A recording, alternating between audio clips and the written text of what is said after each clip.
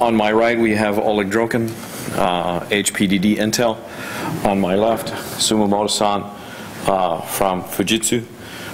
They're going to talk with us about Fujitsu's contributions to the Lustre code base. And with any luck, this will look swell. We're not cutting the top off much? No? Okay. Thank you. Thank you. Hello, my name is Shinji Sumimoto from Fujitsu. Today I'm going to talk about Fujitsu contribution to Lustre 2.x roadmap with Intel or Onyx.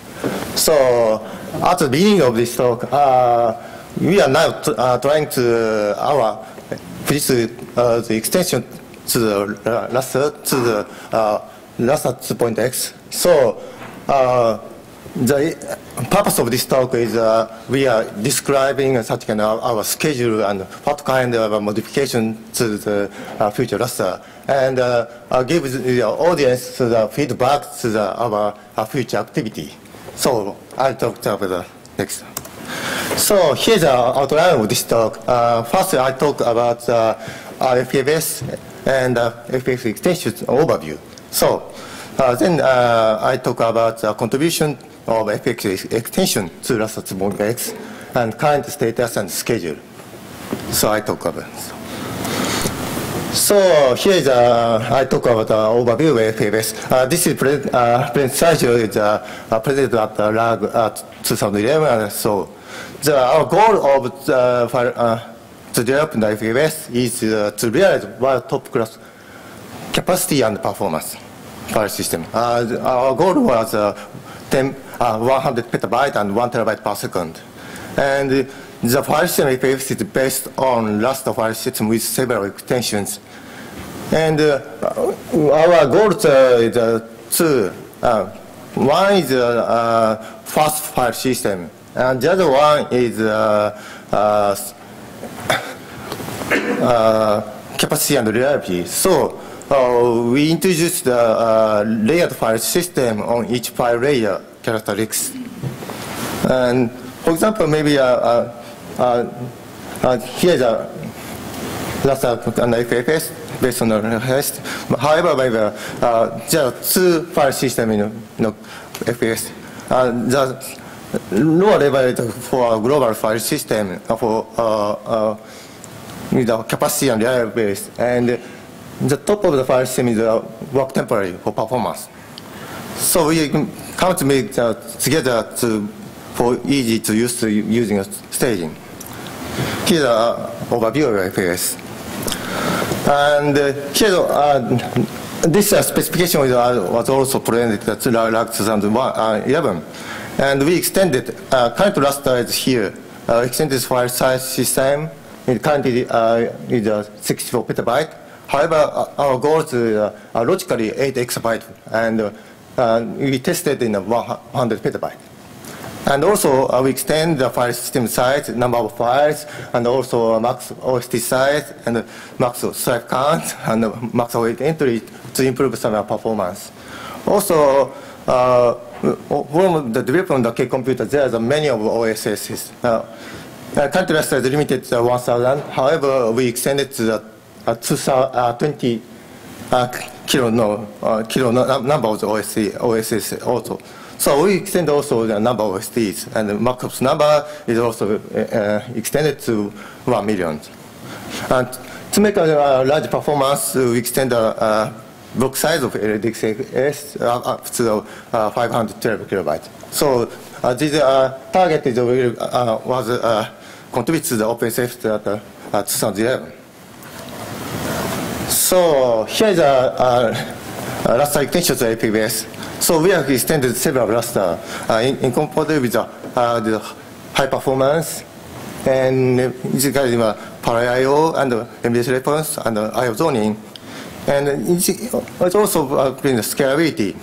This is provided by the backend file system and the max file system, something like that. The other four parts of the communication and for operation and interoperability and reliability.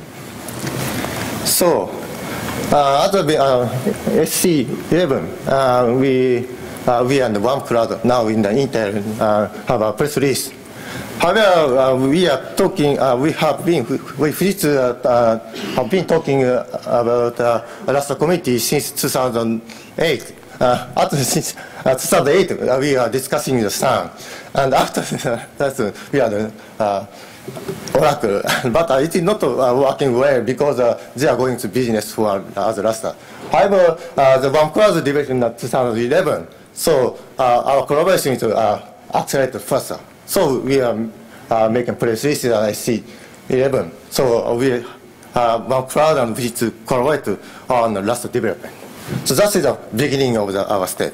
So I talk about some our progress since in 2011. And there is the 5 periods. So the period 1 is December 2011 to March in 2012. So the phase we invited Oleg to the Fujitsu and reviewing what the difference of the Lustre code and FEFS.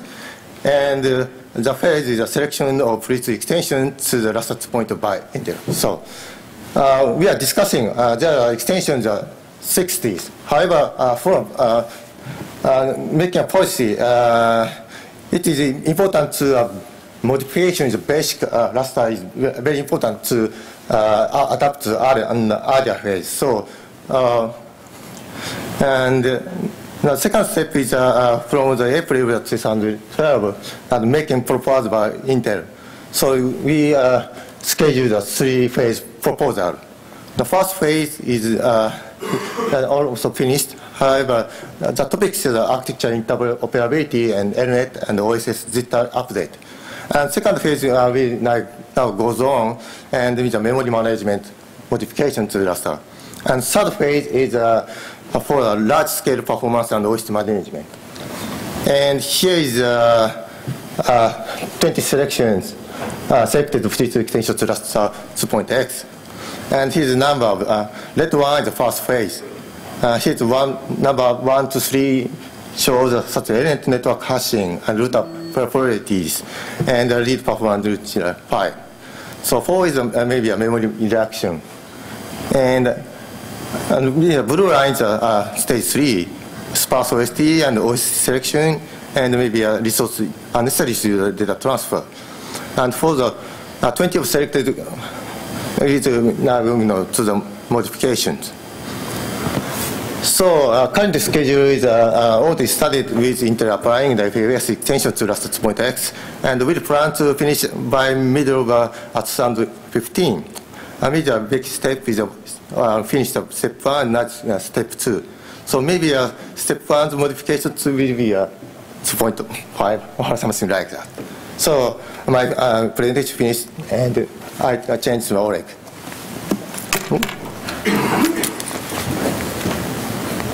Hello. So I will dive into a little bit of more details of works that we are doing together with Fujitsu.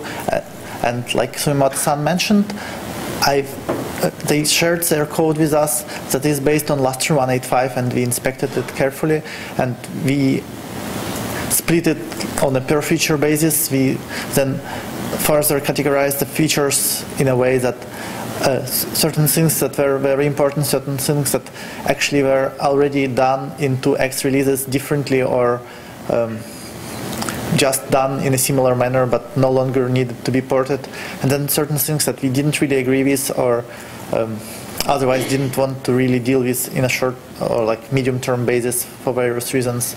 And so we split everything into 3 phases, and I'm going to explain a little bit about things that are close to being landed or that have landed from the phase 1 and partially from phase 2 of those actions. So one of the things is the network jitter. Like probably those of you who run large systems know, the pings on large systems are kind of expensive. A couple of years ago, Eric had this great slide with running pings during his health network presentation that kind of really shows you the impact. I wasn't able to incorporate it here, but the impact is really large, and health network seems to be still quite a bit off, and people are seeing these problems right now. So we kind of looked at this problem again, and so what were the two main purposes of pinging? First, it lets clients to detect servers that have restarted in a timely manner, and then it also proactively weeds out unreachable or dead clients. So kind of a needed thing. With recently implemented imperative recovery, we've really got the restart detection covered. But that doesn't mean it would allow us to drop pinging completely yet, because the dead clients we still need to detect. Otherwise, when you are trying to work on a resource that the other client has a lock for, well, you need to wait for a timeout before you can kick out that client, which is slow, and nobody wants to do that. But on the other hand, lots of vendors already are including a solution in their system to detect those dead clients, because they need to know not to schedule jobs on them and stuff like this. And in Lustre, we actually have an API where those systems can actually inform Lustre that, hey, look, this client is dead, so just kick it off. Combining those two together, it actually really does allow us to do away with pings. And so basically, right now, and this code is already landed, you will be able to tell the servers where this is supported that, hey, you can let clients know they may no longer ping you, and this problem is solved. Of course, there is a third reason why we need pings, which is to actually query servers when there's uncommitted data so that the clients can release their state associated with that when the commit happens. And this particular kind of pinging is still there, but it only happens when there is actual activity, so it's not an idle pinging.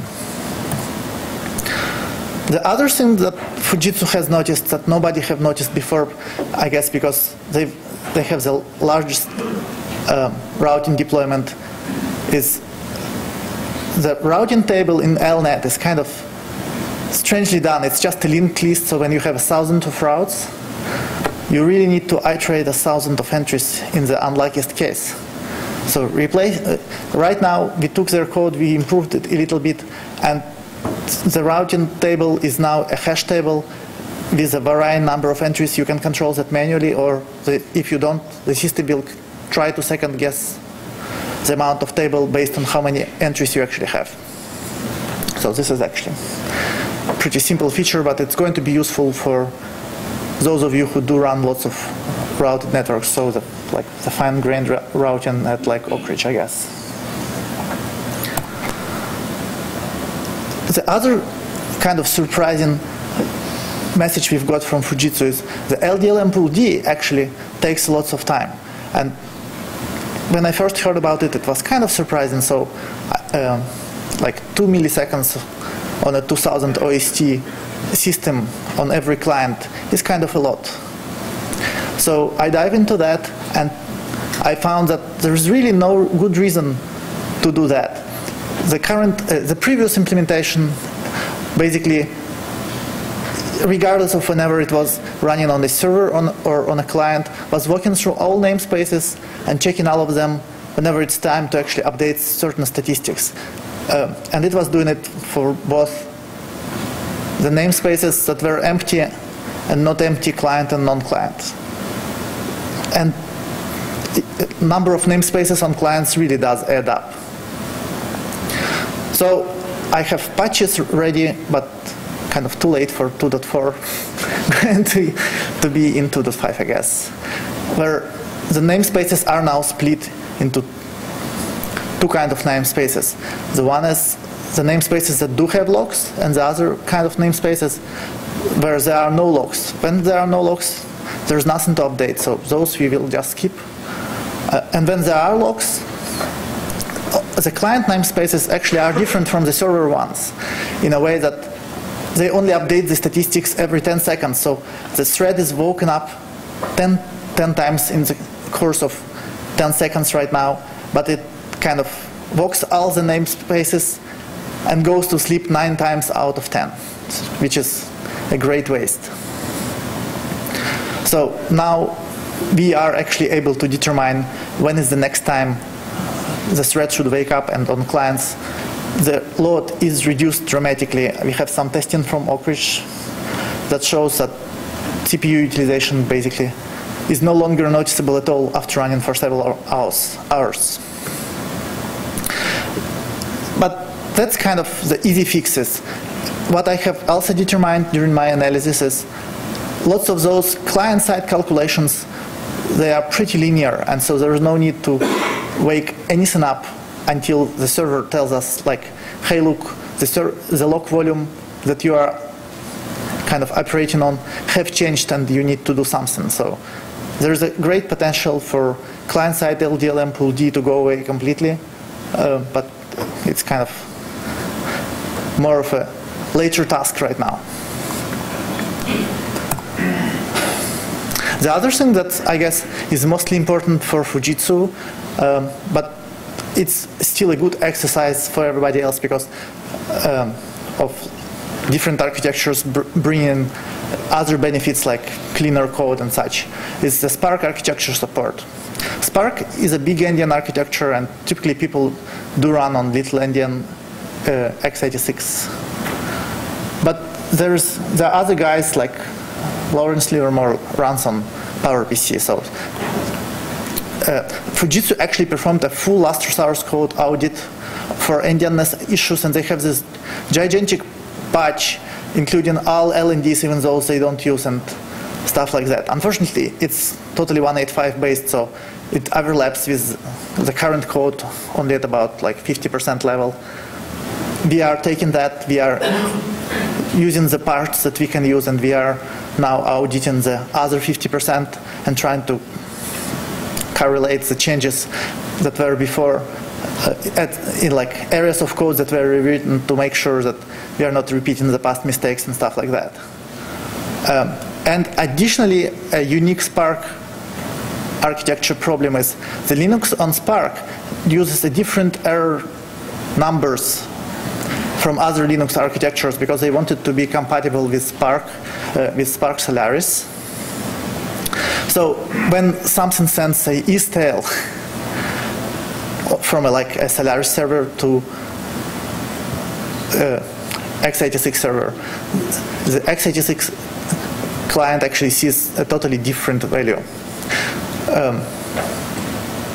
The Fujitsu developed a translation table for just on the network error communication, somewhat similar to what NFS does.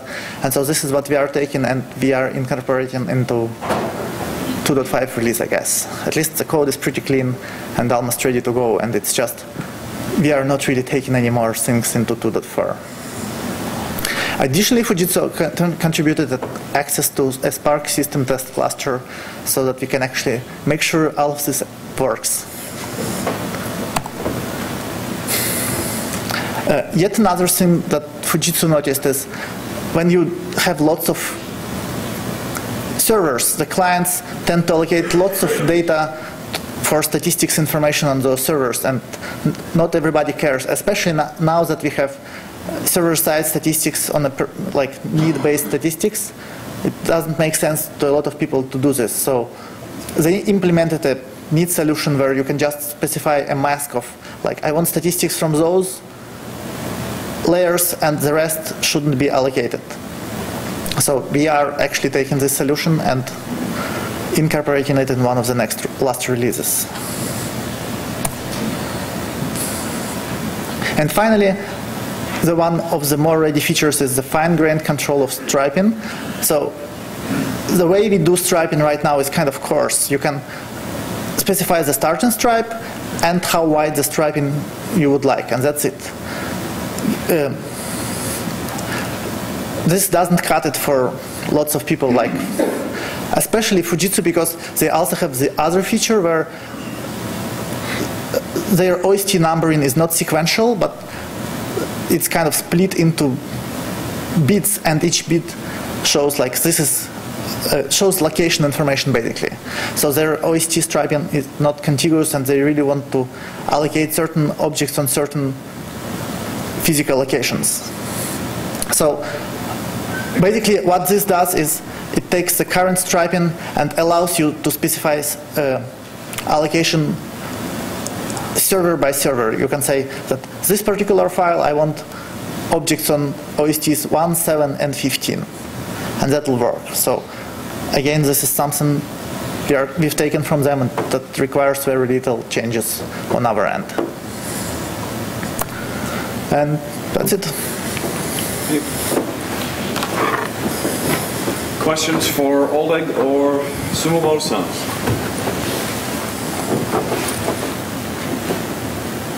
No? I'd like to thank you both. Thank you.